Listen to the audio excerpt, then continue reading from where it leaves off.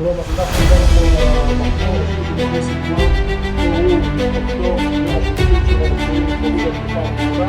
Hamas chief Sinwar బతికినంత కాలం ఎక్కడో అక్కడ కలుగులో ఎలకలాగానే బతికాడు. సొరంగంలో తన ఫ్యామిలీని తీసుకెళ్లి అక్కడే మకాం పెట్టాడు. టన్నెల్లో అంటే చాలా చీకటిగా ఉంటుందని, గాలి కూడా ఆడదని అనుకుంటాం. అసలు అక్కడ ఎలా ఉంటారా అని కూడా ఆశ్చర్యపోతాం. కానీ సిన్వర్ మాత్రం ఈ సొరంగంలోనే చాలా దర్జాగా బతికాడు. ఓ విల్లాలో ఉన్నన్ని వసతులు ఏర్పాటు చేసుకుని బతికినంత కాలం రాయల్గా ఉన్నాడు.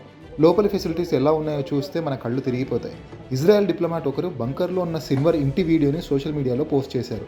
బెడ్రూమ్లు, కిచెన్, స్టోరేజ్ రూమ్లు, ఫ్రిడ్జ్ ఇలా అన్ని సౌకర్యాలు అందులో ఉన్నాయి.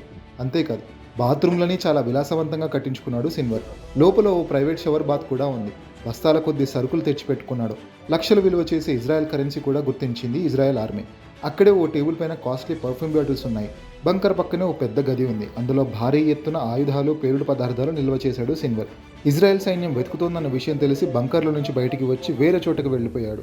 అటు ఇటు తిరిగి చివరకు రఫాలో ఆర్మీ చేతికి చిక్కి చనిపోయాడు సిన్వర్. שלום, אז אנחנו הגענו פה למחזור הראשי של לפי סינואר. פה הוא ומשפחתו והשותפים שלו לפשעים התחבאו בתקופה האחרונה. אנחנו בימים האחרונים פשטנו לאיתור הזה. יכולים לראות פה מה נמצא פה בתת קרקע. כאן מימין יש פה את אחד מדי השירותים, לפחות, שהם בנו לעצמם פה בתת הקרקע. חלל אחד, פה חלל נוסף. תמשיך אחריי, תמשיך פה, יש פה מטבח עם הצטיידות לתקופה ארוכה. ואפשר לראות גם שקים של אונר"א, שארגון שאמור לסייע פה לאזרחים. נמשיך פה במסדרון הראשי. החדר הבא היה חלל שבו המאבטחים שלו שלפי סינואר שמרו עליו, עם נשקים, תחמושת, מטענים, עוד הרבה אמל"ח ששמנו בצד.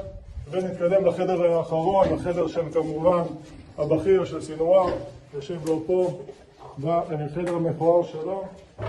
הכל יותר פה הם פרחו, שמעו צה"ל מתקרב אליהם, אותנו מתקרבים אליהם, ידעו שאנחנו באים וברחו.